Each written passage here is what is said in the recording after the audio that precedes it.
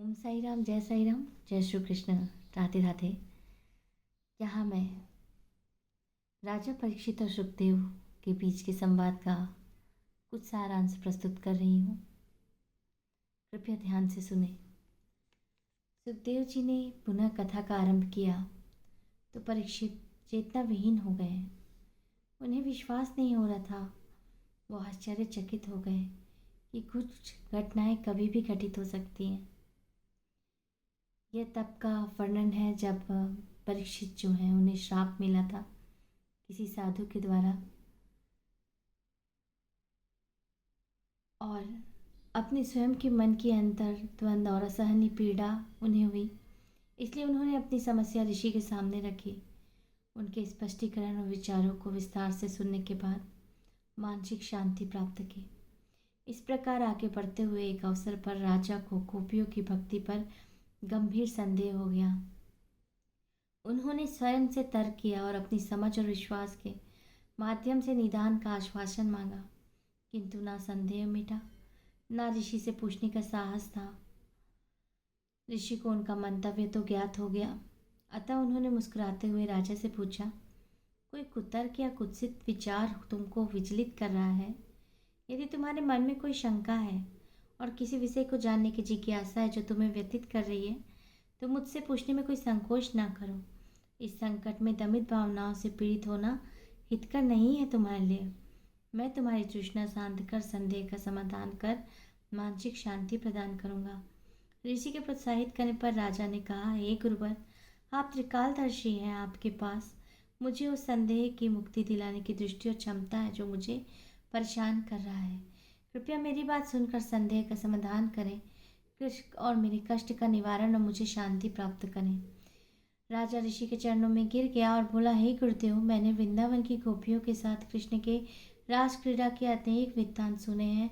वे सामान्य मनुष्यों की भांति विषय वासना से ग्रसित प्रतीत होते हैं। यदि ऐसी घटनाएं सच में घटित हुई है तो क्या वे संसार द्वारा अस्वीकृत और अमान्य नहीं? फिर उन्हें दैवीय कैसे समझा जाए?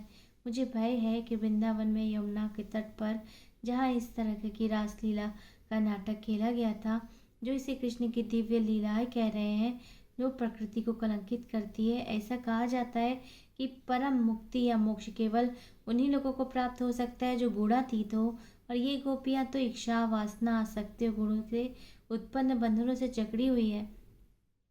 और जब ये कहा जाता है कि गोपिया को भी मोक्ष प्राप्त हुआ तो यह आश्चर्य होता है। सचमुच ये हास्यपद प्रतीत होता है, किंतु यदि इस प्रकार के क्रियाकलापों का कोई आंतरिक महत्व है तो उन्हें प्रशंसनीय है और स्वीकार किया जा सकता है, तो मुझे बताएं। परीक्षित इस प्रार्थना को सुनकर सुखदेव खूब हंसे।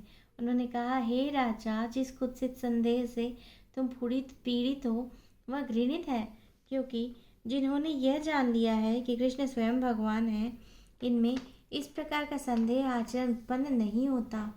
द्वापर युग का अंतिम चरण चल रहा है और कलयुग का आरंभ शीघ्र हो रहा है।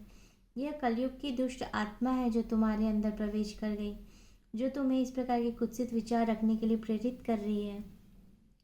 तुम्हारा तो कृष्ण पर अटल विश्वास है कि वह सर्वशक्तिमान परमेश्वर है। उनके जीवन का प्रत्येक कार्य तुम्हारे हृदय में दैविक तेज से समझता है, चमकता है, और जिस क्षण तुम उनका स्मरण करते हो, उनके ध्यान आनंद से अभिभूत हो जाते हो, तुम्हारे विचार उनके मन में विलीन हो जाते हैं। इसलिए तुम जैसे लोगों के मन में यह संदेह उत्पन्न होना सही नहीं। इस प्रकार के संदेह से तो तुम स्वयं अपना ही अस्तित्व, अपना ही व्यक्तित्व खो रहे हो। थोड़ा विचार करो कि मैं किस प्रकार का व्यक्ति हूँ। तुम जानते हो कि मेरे हृदय में विषय और मोह के लिए कोई स्थान नहीं है।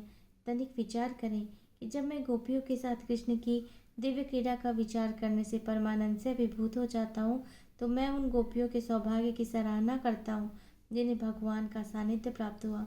यह शुद्ध दैविक आनंद और वास्तविक उल्लास है। क्या यह सामान्य काम क्रीड़ा हो सकती है? तनिक सोचो। अज्ञानी और अनुभवहीन आंखों को विषय वासनाओं और आसक्ति से युक्त कामुक लोगों के व्यवहार में समानता ही दिखाई देती है। उनमें कोई भेद नहीं कर सकते, वे तो समान समझते हैं। किंतु जब आत्मा का परमात्मा से एकाकार हो जाता है, तब वास्तविक अर्थ समझ में आता है। तब इन गतिविधियों को उद्देश्यपूर्ण कामुक के रूप में व्याख्या करना सरासर मूर्खता है। यदि हत्यारे के हाथ में चाकू हो तो सभी के लिए खतरे का भय होता है, और एक चिकित्सक के हाथ में चाकू हो तो सभी को दर्द से मुक्ति दिलाता है। हालांकि दोनों ही हाथों में चाकू है, और ऐसी स्थिति में ये देखा जाएगा कि चाकू किसके हाथों में और किस उद्देश्य से।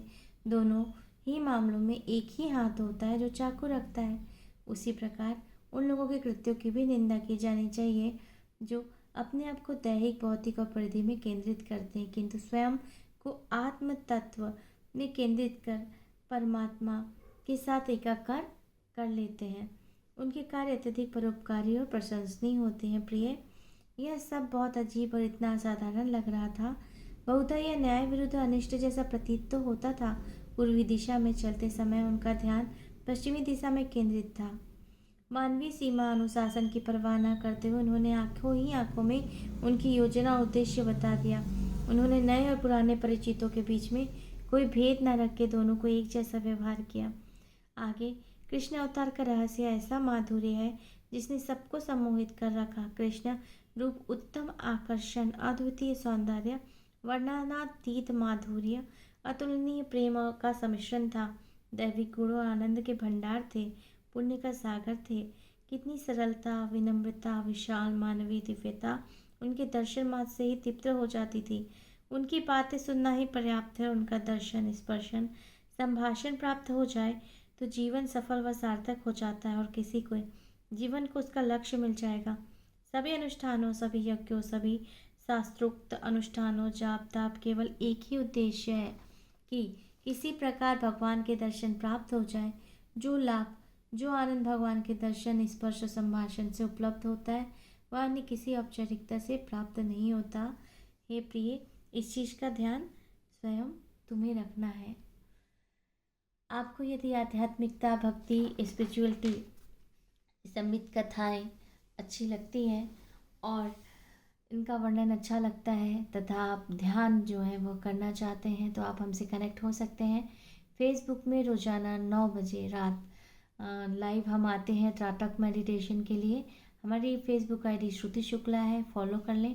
और साथ ही साथ निःशुल्क मेडिटेशन हमारा यूट्यूब में होता है। दो हमारे चैनल हैं। पहला चैनल है साईं प्रेम योग ध्यान साईं श्रुति, जिसमें आप सर्च करें, सब्सक्राइब करें। 5 बजे ब्रह्म मुहूर्त में मेडिटेशन करते हैं, फ्री मेडिटेशन होता है, ज्वाइन अस। और दूसरा है साईं भक्ति साईं श्रुति, सर्च करेंगे तो 5:45 में जो ब्रह्म मुहूर्त में नहीं उठ पाते तो उनके लिए मेडिटेशन है, ज्वाइन अस। ओम साई राम, जय साई राम।